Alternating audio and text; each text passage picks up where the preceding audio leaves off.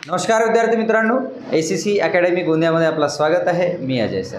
मित्रांनो, आज आपण मराठी व्याकरणाचा एक टेस्ट घेतलेला आहे आणि साधी आणि सोपी टेस्ट आहे। लक्षपूर्वक आहे का? इथं बोर्डावरती 10 मार्क इथं लिहिलेले आहेत, 10 प्रश्न लिहिले आहेत ॲक्च्युअली, पण आज आपण घेतलेला आहे 25 मार्काची टेस्ट। बोर्डावर जागा नसल्यामुळे फक्त 10 लिहिले आहेत। पुढच्या भागामध्ये आपण उर्वरित प्रश्न घेऊया। आता हे अगदी सोपे प्रश्न आहेत बरं। ज्यांना मराठी ग्रामर येते, म्हणजे ज्यांना मराठी ग्रामर येते त्यांना हा व्हिडिओ बघून किंवा हा लेक्चर बघून असं वाटेल की सर तर एकदम सोपे सोपे सांगत आहेत, हे तर आम्हाला येते, आम्ही तर कडून चुकलो। पण मित्रांनो, हा व्हिडिओ तुमच्यासाठी नाही आहे। हा व्हिडिओ ज्यांना मुळीच येत नाही त्यांच्यासाठी आहे, आलं लक्षात? आणि ज्यांना येते त्यांचं अभिनंदन, पण ज्यांना येत नाही त्यांनी हा व्हिडिओ बरोबर लक्षपूर्वक ऐकायचं। आता यामध्ये बघा बरं, व्हिडिओ स्टार्ट करण्या अगोदर आपण जर चॅनलवर पहिल्यांदाच असाल तर प्लीज चॅनलला सबस्क्राईब करा। पहिला प्रश्न काय आहे? खालीलपैकी खालील व्यंजन मराठी व्याकरण मानल्या गेलेल्या गटवारीतील कोणत्या गटातील आहे? म्हणजे आणि प्रश्न आहे हा ख। प्रश्न असा आहे की जो ख हा जो आहे, आपण मराठी व्याकरणातील जो गट पाडण्यात आलेला आहे वर्णमालेमध्ये, तर त्या वर्णमालेचा जो गट आहे त्या कोणत्या गटांमधील हा प्रश्न आहे किंवा हा वर्ण आहे असं इथं विचारण्यात आलेला आहे। आणि ऑप्शनमध्ये आहेत क गट, च गट, त गट आणि प गट। मग हा कुठल्या गटात येतो हे आपल्याला माहीत असायला पाहिजे। बरं, तत्पूर्वी आपल्याला स्पर्श व्यंजने हे माहीत असायला पाहिजे की स्पर्श व्यंजने किती आहेत आणि स्पर्श व्यंजन कशा प्रकारे गटात येतात। बरं, माझ्या मागच्या व्हिडिओमध्ये किंवा मागच्या लेक्चरमध्ये मी संपूर्णतः सांगितलेलं आहे स्पर्श व्यंजन गट कसं ओळखायचं, काय गट आहे, काय त्याचा प्रकारचं नियोजन आहे हे तुम्हाला माहीत असायला पाहिजे। आलं लक्षात? मी आधीच सांगितलेलं आहे की क च ट त प हा एक गट आहे। कोणता गट? क च त ट प। तर याचवर प्रश्न आलेला आहे की नाही आलेला आहे? शिकवताना पण सांगितलेलं होतं मी की अशा प्रकारचे प्रश्न येतात की नाही? मग आता तुमच्यासमोर हा प्रश्न आलेला आहे। बरं, बोर्डावर जे काही प्रश्न तुम्हाला दिसत आहेत हे प्रश्नपत्रिकेतून घेतलेले प्रश्न आहेत, हे मी स्वतः लिहिलेले नाही। प्रश्नपत्रिका जे काही मागचे प्रश्नपत्रिका आहेत, तलाठी असो, पोलीस भरती असो, वन विभाग असो की अजून कुठलाही परीक्षा असो, त्यापैकी हे प्रश्न मी घेतलेले आहेत, लक्षात ठेवायचं। मग आता हा ख आहे, हा कुठल्या गटातील आहे? क ख ग घ अंग, क ख ग घ अंग। तर ख आलेला आहे, तर ख कुठल्या गटातील आहे? मग क गटातील आहे। आलं लक्षात? म्हणून तुम्हाला वारंवार सांगतो स्पर्श व्यंजन गटातील व्यंजने लक्षात ठेवा। आलं लक्षात? क च त ट प हा एक जे ट्रिक आहे हे लक्षात ठेवा। माझी जे ट्रिक आहे तुम्हाला उपयोगी पडणार आहे। क च ट त प, कचटतप कचटतप कचटतप, कठोर। आलं लक्षात? आणि व्यंजन मृदूचा आहे गजडदब गजडदब गजडदब, हा मृदूचा आहे। आलं लक्षात? आणि कठोरचा कोणता आहे? कचटतप, हे लक्षात ठेवायचं। पहिल्या प्रश्नाचं उत्तर तुम्हाला मिळालेलं आहे, काय आहे? क गट। आलं लक्षात? क ख ग घ अंग हा। मग आहे खालीलपैकी घर्षक व्यंजन कोणती? घर्षक, शितकार। घर्षकला अजून काय म्हणतात? शितकार। अजून काय म्हणतात? उष्मे। हे नाव माहीत असायला पाहिजे। हे जे विविध नावं आहेत ना, हे तुम्हाला माहीत असायला पाहिजे। उष्मे सर्वांनाच माहीत आहे, पण घर्षक आणि शितकार हे माहीत नसतात। कोणाला माहीत असतात? जे विद्यार्थी जास्त अभ्यास करतात आणि आधी त्यांनी अभ्यास केलेलं आहे असे। आलं लक्षात? अशाच विद्यार्थ्यांना ते माहीत राहणार। आलं लक्षात? मग आता खालीलपैकी घर्षक व्यंजन कोणते? घर्षक म्हणजे उष्मे, उष्मे किती आहेत? 3। त्यालाच दुसरं तिसरं नाव शितकार आणि घर्षक आहे। आलं लक्षात? शितकार पण नाव आहे, हां, लक्षात ठेवायचं।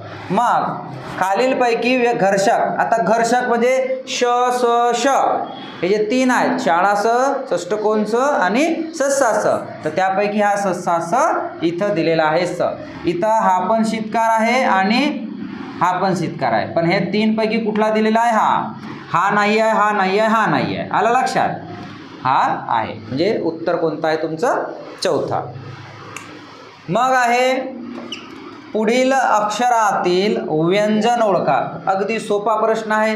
त्या दिवशीच तुम्हाला सांगितलं होतं की ज्या वर्णांचा पाय मोडलेला आहे त्याला व्यंजन म्हणतात. का बरं? कारण व्यंजनामध्ये स्वर नसतो. बरोबर.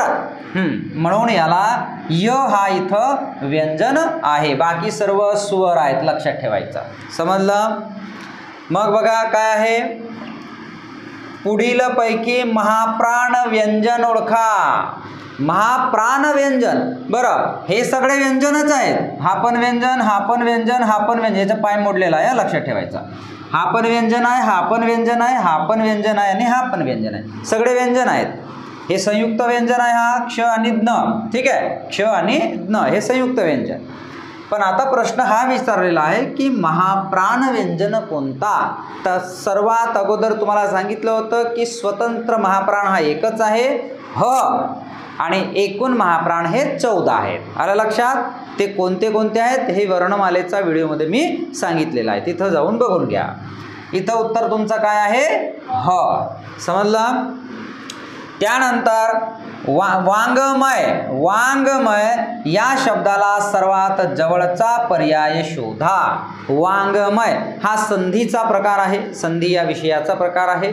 वाङ्मय याला अजून कशा प्रकारे लिहितात, तर वाङ्मयला वाक्मय असे सुद्धा लिहितात. वाक्मय आणि वाङ्मय हे दोनही सिमिलॅरिटी आहे. कारण वाङ्मय आपण कशाद्वारे बनवण्यात आला, अनुनासिकाद्वारे तो झाला आहे. हे जो आहे अनुनासिक. वाङ्मय हा संधीचा भाग आहे, लक्षात ठेवायचा. वाङ्मय याला अशा प्रकारे पण लिहितात. समजला?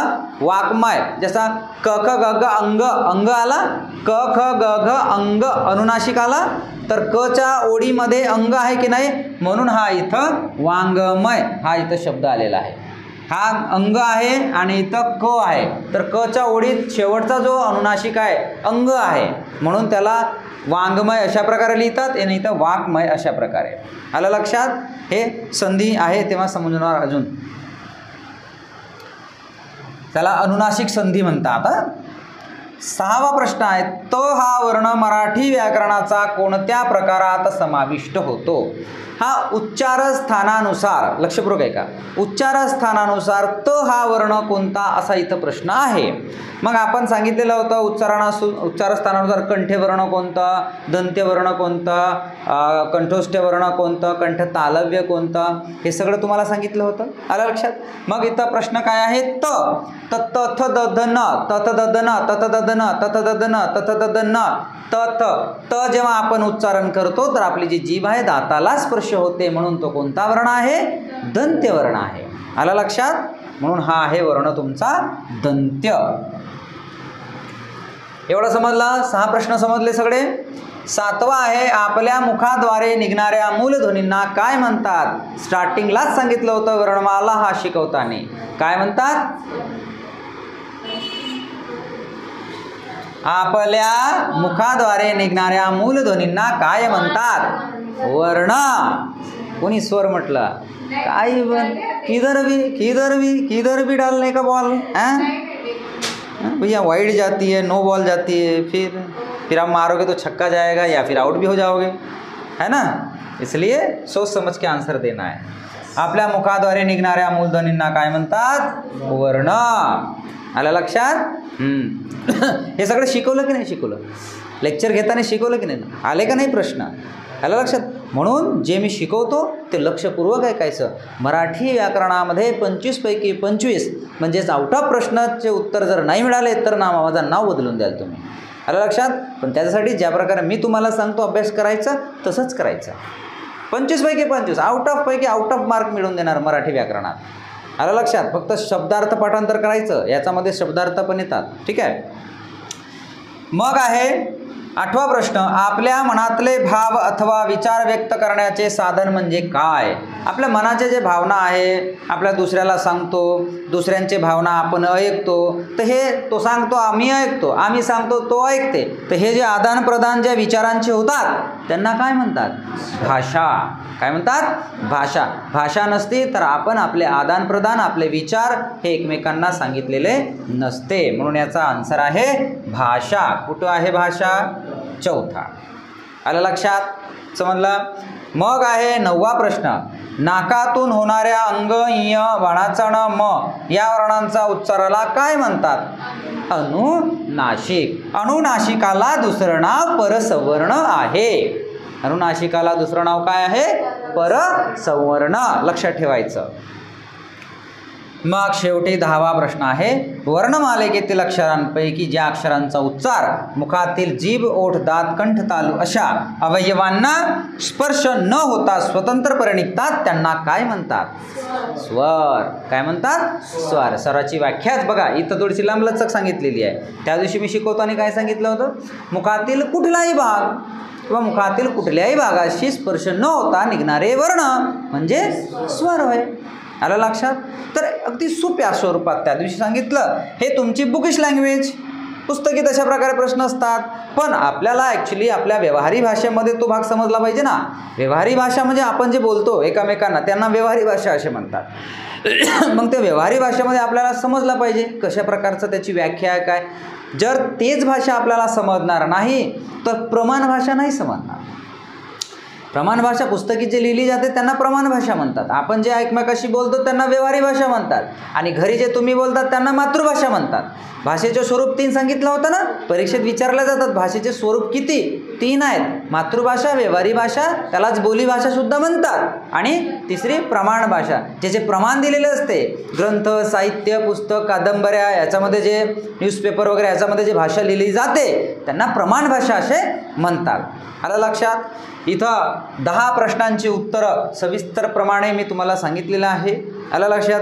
या 10 प्रश्नांपैकी तुम्हाला काही डाऊट्स आहेत का? असं काही असेल तर मला सांगा. तुम्ही पण सांगा, कमेंट बॉक्समध्ये सांगा. काही डाऊट्स आहेत? नाही आहेत? चला मित्रांनो, हा भाग आपण इथंच संपूया.